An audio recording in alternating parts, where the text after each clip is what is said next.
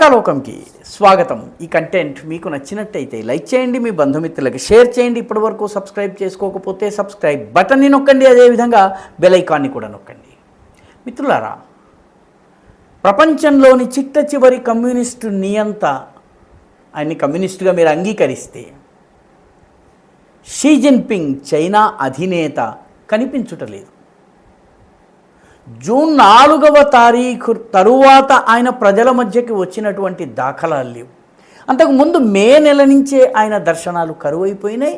ఆయనకు సంబంధించి మే నెల మధ్య భాగం నుంచి ఆయన అసలు కనపడటం లేదు.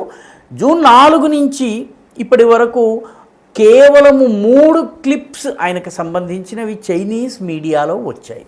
జూన్ 4వ తారీఖున ఆయన బెలారస్ అధినేత అయినటువంటి అలెగ్జాండర్ లుకషెంకోని కలుసుకున్నారు. లుకషెంకో కూడాను ఒక మాజీ కమ్యూనిస్టు నియంత, ఆయన కూడాను రష్యాకి బాగా దగ్గరైనటువంటి వ్యక్తి.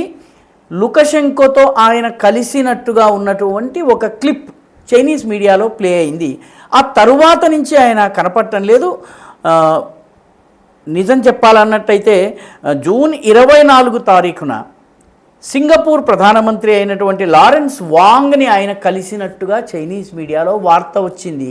ఒక చిన్న ఫోటోగ్రాఫ్ వచ్చింది. ఆ తర్వాత జూన్ 20వ తారీఖున న్యూజిలాండ్ ప్రధానమంత్రి క్రిస్టఫర్ లుక్సన్ తోటి ఆయన కలిసినట్టుగా ఒక చిన్న మీడియా క్లిప్ వచ్చింది. వీటిని మినహాయిస్తే షీ జిన్పింగ్ సమావేశాల్లో ఉన్నట్టుగా, చర్చల్లో పాల్గొంటున్నట్టుగా, రివ్యూ మీటింగులు కండక్ట్ చేస్తున్నట్టుగా, చైనీస్ కమ్యూనిస్ట్ పార్టీ యొక్క నాయకులను సమావేశం అవుతున్నట్టుగా ఎక్కడా కనపడటం లేదు. చైనీస్ పత్రికల్లో కూడా, అఫీషియల్ పత్రికలు ఏవైతే ఉన్నాయో వాటిలో కూడా ఆయన కవర్ పేజీ మీద వచ్చి నెలైంది. చైనీస్ రేడియోలో ఇంకా విచిత్రం.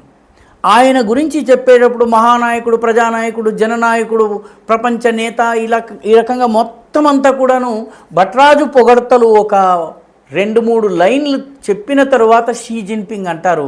అవి చెప్పడం మానేశారు. డైరెక్ట్గా దేశాధ్యక్షుడు షీ జిన్పింగ్ అని చెప్తున్నారు. అంటే ఏం జరుగుతోంది చైనాలో? ఆయన ఎందుకు కనిపించటం లేదు? ఒక ప్రశ్న. రెండవది, ఆయనకు సంబంధించిన వార్తలు, ఆయన కనపడకపోయినా వార్తలు రావలసినటువంటి కమ్యూనిస్టు మీడియాలో ఏమీ రాకపోవడము, వచ్చినా కూడాను ఆయన భుజకీర్తులు, ఆయన యొక్క బిరుదులన్నింటినీ చదవకుండా కేవలము దేశాధినేత అన్నటువంటి ఒక్క మాటతో ఎందుకు సరిపెడుతున్నారు? షీ జిన్పింగ్కి అసలు ఏమైంది? అనారోగ్యం వల్ల ఆయన బెడ్కి పరిమితమయ్యారా? లేకపోతే 2011-12 సమయంలో చేసినట్టుగా మధ్య మధ్యలో ఆయన మెడికల్ ట్రీట్మెంట్కి వెళ్ళినప్పుడు అదృశ్యం అయిపోతూ ఉంటారు, ఎవరికి దొరకరు, ఆ రకంగా మాయమయ్యారా? లేకపోతే కోవిడ్ సమయంలో కూడా ఇటువంటి పుకార్లు వచ్చినాయి, షీ జిన్పింగ్ అయిపోయారు, ఇంకెవరో వచ్చేస్తున్నారు అని చెప్పి ఆ తరువాత ముఖానికి మాస్క్ వేసుకుని షీ జిన్పింగ్ ఒక డిపార్ట్మెంటల్ స్టోర్లో తనిఖీ చేస్తున్నటువంటి ఫోటోలు వచ్చినాయి. ప్రజలతో ఆయన మాట్లాడిన తర్వాత అనుమానాలు తొలగినాయి. కాబట్టి ఈసారి కూడా అలా జరుగుతుందా? అయితే ఈసారి కొన్ని లక్షణాలు వేరుగా ఉన్నాయి. షీ జిన్పింగ్ బలము తగ్గుతున్నట్టుగా కనిపిస్తోంది. ఎందుకంటే తాజాగా రియో డి జనీరోలో బ్రిక్స్ సమావేశం జరిగింది. ఈ బ్రిక్స్ సమావేశానికి షీ జిన్పింగ్ వెళ్ళలేదు. గత 10 సంవత్సరాల్లో ఆయన ఈ సదస్సుని మిస్ చేయడం ఇదే మొదటిసారి. ఆయనకి బదులుగా ప్రధానమంత్రి అయినటువంటి లీ కియాంగ్ వెళ్ళారు. లీ కియాంగ్ ఆర్థికవేత్త. లీ కియాంగ్ ఈ సమావేశంలో పాల్గొన్నారు. ఎక్కడ చూసినా కూడా లీ కియాంగ్ కనిపిస్తున్నారు. ఆయన ప్రధానమంత్రి, షీ జిన్పింగ్ దేశాధినేత అయితే ఆయన తర్వాత 2వ పొజిషన్లో ఉన్నటువంటి లీ కియాంగ్ కనిపిస్తున్నారు. విదేశాల నుంచి వచ్చిన ప్రముఖులతో ఆయన చర్చిస్తున్నారు. షీ జిన్పింగ్ గురించి పెద్దగా ప్రస్తావన రావడం లేదు. అయితే షీ జిన్పింగ్కి అనుకూలంగా ఉన్నటువంటి చాలామంది ఆర్మీ జనరల్స్ ఎవరైతే ఉన్నారో వాళ్ళను ఒక్కొక్కరుగా తొలగించడం జరుగుతుంది. ఉదాహరణకి జనరల్ హే వీడాంగ్ ఉన్నారు. ఆయన సెంట్రల్ మిలిటరీ కమిషన్కి ఆయన వైస్ చైర్మన్. అదేవిధంగా జనరల్ మియావ్ హువా, ఆయన పొలిటికల్ వర్క్కి సంబంధించినటువంటి ఆర్మీ చేసే రాజకీయ పనులకి ఆయన చీఫ్. 3వ వ్యక్తి జనరల్ లీ షీగ్యాంగ్ ఉన్నారు. ఆయన ఈస్టర్న్ థియేటర్ కమాండ్, అంటే జపాన్ సరిహద్దు ప్రాంతంలో మొత్తం ఆపరేషన్స్కి ఆయన హెడ్. వీళ్ళందరినీ తొలగించడం జరిగింది. దీన్ని ఇంగ్లీష్ భాషలో పర్జింగ్ అంటారు. అంటే ఒక్కొక్కళ్ళని తొలగించి పారేయడాన్ని పర్జింగ్ అంటారు. ఈ పర్జింగ్ అన్న పదము పర్గేటివ్స్ నుంచి వచ్చింది. అంటే పూర్తిగా వాళ్ళని వాషౌట్ చేయడం జరుగుతుంది. ఇప్పుడు వీళ్ళని తొలగించారు. వీళ్ళంతా కూడాను షీ జిన్పింగ్కి చాలా అనుకూలులైనటువంటి వాళ్ళు. వీళ్ళని తొలగించారు. ఇప్పుడు జనరల్ జాంగ్ యౌజియా అనేటటువంటి వ్యక్తి ఎక్కడ చూసినా కనిపిస్తున్నారు. చైనీస్ మీడియాలో, చైనీస్ సమావేశాల్లో కనిపిస్తున్నారు. ఈయన సెంట్రల్ మిలిటరీ కమిషన్కి చైర్పర్సన్. ఈయన గతంలో షీ జిన్పింగ్కి చాలా అనుకూలంగా ఉండి ఆయన పదవిలోకి రావడానికి, పదవిలో కొనసాగడానికి కారకులు. ఇప్పుడు షీ జిన్పింగ్కి సన్నిహితంగా ఉన్నట్టు కనిపించటం లేదు. ఆయన షీ జిన్పింగ్ రావడానికి ముందు చైనాని పరిపాలించినటువంటి దాదాపు 10 సంవత్సరాలు పరిపాలించినటువంటి హూ జింటావోకి అనుకూలంగా పనిచేస్తున్నట్టు తెలుస్తోంది. హఠాత్తుగా చైనాలో హూ జింటావోకి చెందినటువంటి బంధువులు, మిత్రులు, కుమారులు వీళ్ల ప్రాబల్యం పెరుగుతోంది. చైనాని అధ్యయనం చేసే వాళ్ళకు గుర్తుంటుంది, 2022లో చైనీస్ కమ్యూనిస్ట్ పార్టీకి సంబంధించిన కీలక సమావేశం నుంచి దాదాపుగా హూ జింటావోని బలవంతంగా బయటకు తోసేశారు. అటువంటి 80వ పడిలో పడినటువంటి హూ జింటావో మళ్ళీ బలవంతుడవుతున్నట్టుగా కనిపిస్తోంది. షీ జిన్పింగ్ శకము అంతరించింది అన్నటువంటి అనుమానాలు వ్యక్తమవుతున్నాయి. కాబట్టి దీనికి కారణాలు ఏమిటి అని కనుక చూసినట్టయితే వాస్తవానికి చైనాలో అంతర్గత సమస్యలు బాగా పెరిగిపోయినాయి. ఉదాహరణకి అన్ఎంప్లాయ్మెంట్, నిరుద్యోగం 15%కి దాటింది. చైనాలో రియల్ ఎస్టేట్ కుప్పకూలిపోయింది. కొన్ని కోట్ల ఇళ్లను కట్టారు. ఆ ఇళ్లను ఆక్యుపై చేసుకునే వ్యక్తులు లేరు. ఎందుకంటే బ్యాంకు నుంచి రుణాలు రావడం లేదు. రుణాలు వచ్చిన వాళ్ళు ఇన్స్టాల్మెంట్లు కట్టలేకపోతున్నారు. ఉద్యోగాలు పోతున్నాయి. వీటితో పాటు మొత్తము దేశీయ ఉత్పత్తి పూర్తిగా తగ్గిపోయింది. చైనా అంతర్గతంగా ఉపయోగించుకునేది తక్కువ, ఎగుమతి చేసేది ఎక్కువ.